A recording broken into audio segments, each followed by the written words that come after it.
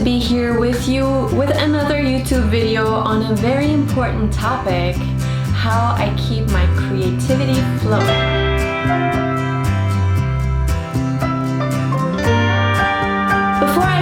Please do me a favor and hit that subscribe button, and by the end of this video, if you liked it, make sure to like the video because it really helps the algorithm and gives me a kickstart at this point with my channel. So today I want to talk about all the little things that I personally do to keep my creativity flowing.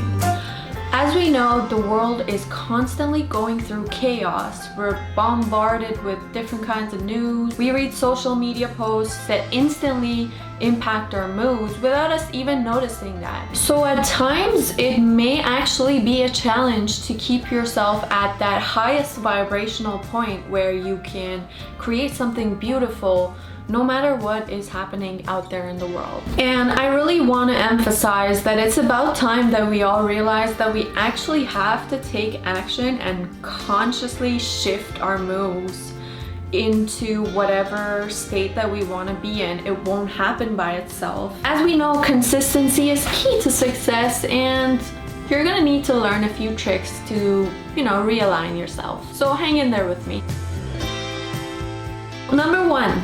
Create a plan and stick with it. For example, before I started making this YouTube video, I actually wrote down all the ideas where I thought I could add something to your life and I could talk about. And I also dedicated a time slot for it. So for example, 2 to 3 hours to come up with the idea, write a script, and confirm the location. And then when I assign that time period, for example, 1 to 4 p.m., I'm gonna get this YouTube done no matter what. So I'd leave my phone out and I shut out all the distractions and I actually commit to the work. So I know that we all have these visions of creativity and we see stuff that we want to have created, but we actually have to do the work. The reason why I'm mentioning this is don't be a perfectionist at first and just get into action. Trust that you have it in you and trust that you can finish the work. Always start with a rough draft and edit later. Number 2, meditation and tapping.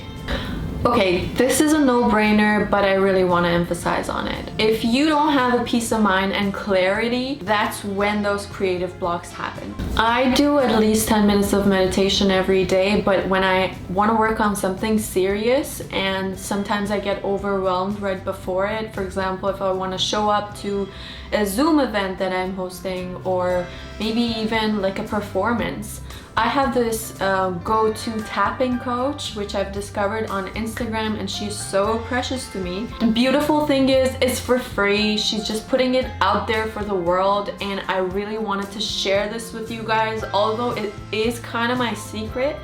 But I send it to my closest friends, the people who I know are constantly trying to create things. And I also kind of owe it to her to advertise her channel because I've been just taking so much and she's just so generous.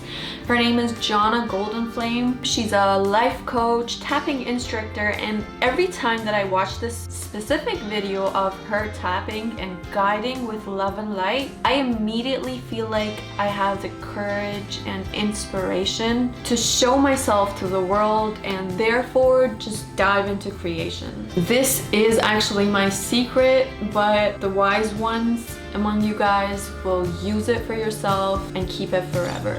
Number 3, take advantage of your highest peaks and your deepest valleys. What do I mean by that? You know how you find yourself in extreme emotions at times? It doesn't happen very often, but sometimes you're just too happy, you're too sad, you're heartbroken, or you're just afraid of what is going on in the world, or maybe just feeling super alive and positive. Take advantage of those mental states and those emotions. Honestly, that's like the only thing feelings are good for. Like when I go through a heartbreak and I find myself wanting to like hide into my sadness cave, I know that the only advantage this whole struggle has for me is that it will give me so much material for creation. I can come up with a beautiful song, I can write a poem, I can, come up with even films and scripts and etc. I think that's how most artists came to be. They just had so much feeling overflow flowing out of them. This will also be kind of like your therapy if you get into the habit of it, and it will make you accept your feelings a lot easier and also create lasting memories out of all of those incidents. You know what I'm saying? Number 4. I also have this habit of sketching and doodling a lot in my notebooks. I filled so many notebooks with my drawings and my doodles. So what I do before I start drawing or sketching for myself, I have this habit of just shutting my eyes and letting the image appear to me. You will always see something, and when you see it, you have to believe and trust that that is your inspiration. I mean, look at all of these like weird drawings that I've done. Regardless of how my technique is, you can make fun of that, but you can't say that this is not authentic. And that's because I truly listen to my heart and soul instead of trying to force an idea or copy other artists. So try this, especially with drawings. It's like that divine drawing in your head. You can't help but see it, you know? This is magic. Number 5.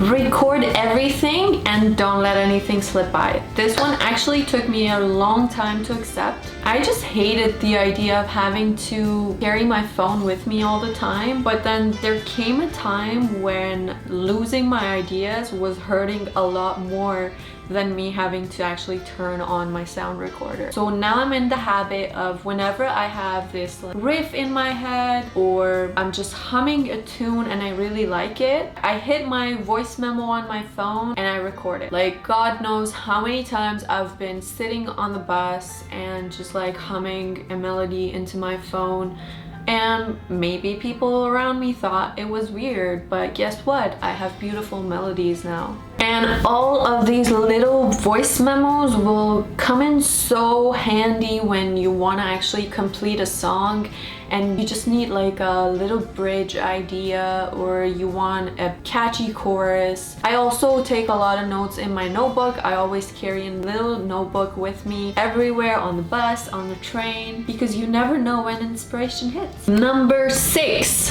take care of your urgent life needs first. If your basic life needs are in danger, exceptions apply. So if you need to eat, if you need to pay the bills, or take care of a job emergency situation, get those out of the way first. Basically, self-love is where it all begins. When you give yourself enough love and attention, no matter if you're alone, single, etc., then you will actually value your inner voice more, and intuitions will come to you a lot more easily. Number 7, know that creation is your divine right and divine essence. Look, I don't know what your worldviews are, but I'm definitely a spiritual person, and I wasn't always like that, but there came a time when I realized some things in life just work out like magic. Just know that you are inherently creative. You have been born to create, and if everyone else around you is too busy, depressed, or cloud-minded to do that, that's not your problem.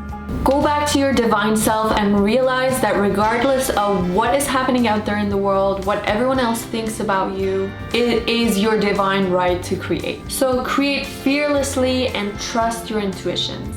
Only you know if it feels right or if it doesn't.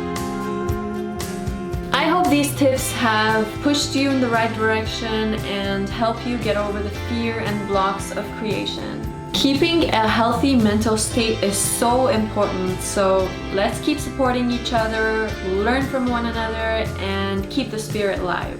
If you like this video, give it a thumbs up and subscribe. I'd love to hear your thoughts on how you stay creative, so drop a comment, let me know what you liked about this. Thanks so much for watching, guys. Keep creating and show your heart to the world. I love you all, and until next time, see you soon.